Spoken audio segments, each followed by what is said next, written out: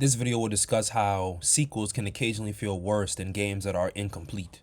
I really noticed this by just examining and kind of reflecting on my own personal preferences when it comes to games or media and things like that. And I've always been someone who likes an origin story as opposed to the sequel or the third installment. And I think the reason that is because what a sequel does, it's trying to be a continuation of what came before that to its predecessors, trying to be a continuation of that, as opposed to being something that can offer a sense of newness and novelty to something.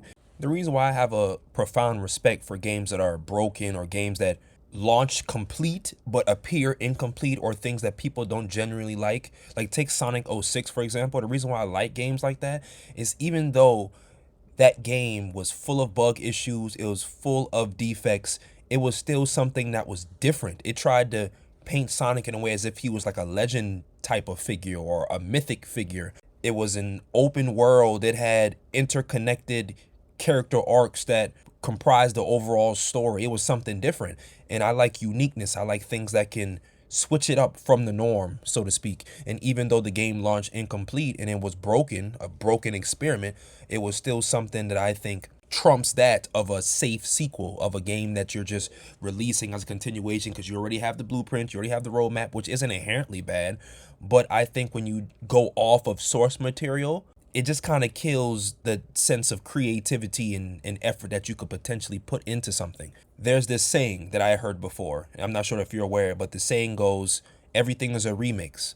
And I think that's why sequels and, third installments, four installments, whatever, I think this is why they're so publicly accepted, because it's based off of the source material.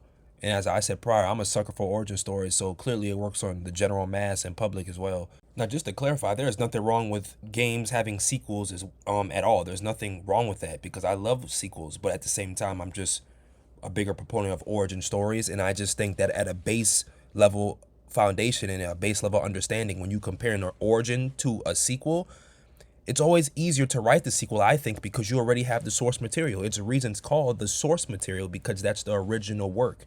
That's something that had to come from scratch. And something that comes from scratch, something that's bred out of nothing, I think that's something that's far more potent than something that has a derivative of something. And that's what sequels are. They're derivatives. That's why I like source material better. And that's why I think overall source material has way more creativity, and you typically see way more creativity in games that fail. Even though people don't like them, it was creative, it was something different, it was unique. And with that sentiment, to me, honestly, it just seems like players are just more willing to forgive games that are repetitive over games that are ambitious. As I just referenced before, let's keep using Sonic 06 as an example. That wasn't a repetitive title for Sonic at that time. That was something completely different, but it was an ambitious project. And even though it was full of bugs, people just constantly, shit on that game and say, oh, this sucks, this isn't anything. But what about them being ambitious and trying to dip their toes into something else to potentially spiral the Sonic franchise in a different direction? But no, they don't reward those type of things. And this is why after that, you saw the regress into like the safe era, where we saw games like Sonic Colors and things of that nature, which were generally well receptive. But when we had a game that tried to push the boundaries and extend past the norms, that's where gamers draw the line and punish that and say, oh, no, that's a broken experiment.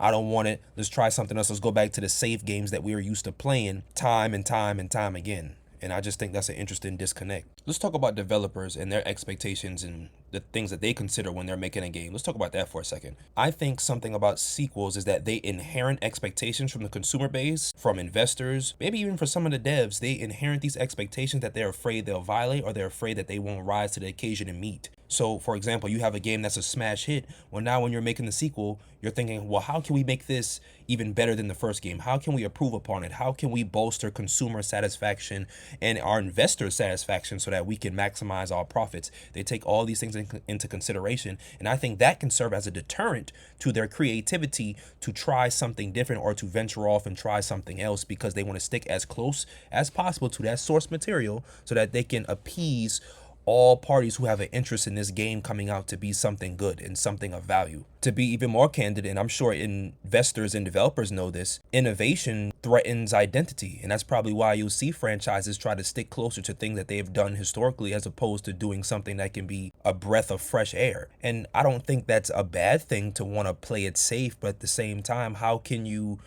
I think it's important for you to cache multiple lines, multiple hooks, and see what sticks to see if you can have an alternative source of not only revenue, but something of security, not just financially, but something intangibly, like emotionally. What about you want to have a project or an IP that not only has a dedicated consumer base, but it also respects the fact that us as the people who are making this product for you to consume, we're trying something different, we're trying a different route, and we know that you're going to stick by us and you're going to see through this ambition and this creative path that we're going down in this new direction. And interestingly enough, even if the game launches broken, or it's a broken idea, or it's something that isn't well receptive to the public, the thing about games and new ideas and ambition, broken or otherwise, is that that will create conversation, that will create interaction between developers, between consumers. When a game is well receptive, well, that just creates satisfaction, that creates contentment.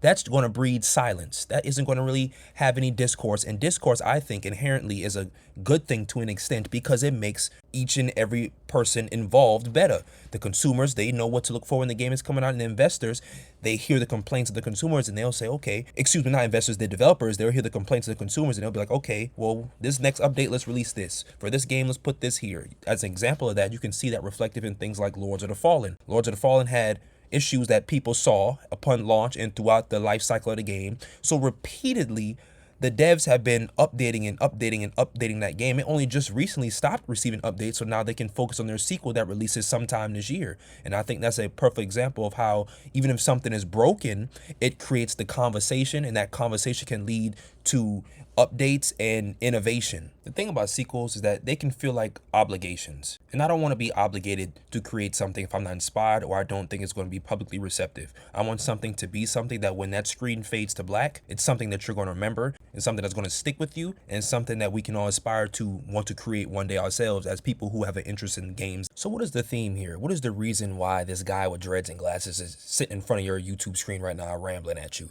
It's because I think when you risk something, when you try to go down a new path, that's where new genres, new games, new mechanics are born. You have to take risk if you want to have any sort of progression. That's just the way it is when it comes to gaming, when it comes to life, when it comes to invention, when it comes to anything. You just have to do these things. And another thing that's important, I think, is that players remember how a game makes them feel, not necessarily about how stable the game was. So like Sonic 06, again, let's use that as an example. The game sucked when it comes to not mechanics, but when it comes to the bugs and the little intricacies and little problems that it had that took away from it being a smooth experience for the gamer. They remember, oh, I don't like this game because it made me feel as if it's something I can't truly enjoy and play because it's so buggy and it's so inconsistent. I think that is more important than you trying to just do a safe sequel as opposed to just a broken game that you can get feedback from and then you can make it better. A broken game can be fixed. A safe one is already finished. And quite frankly, it can be repetitive and ultimately boring. I'm Harlem. Thanks for watching. I'll catch you in the next one.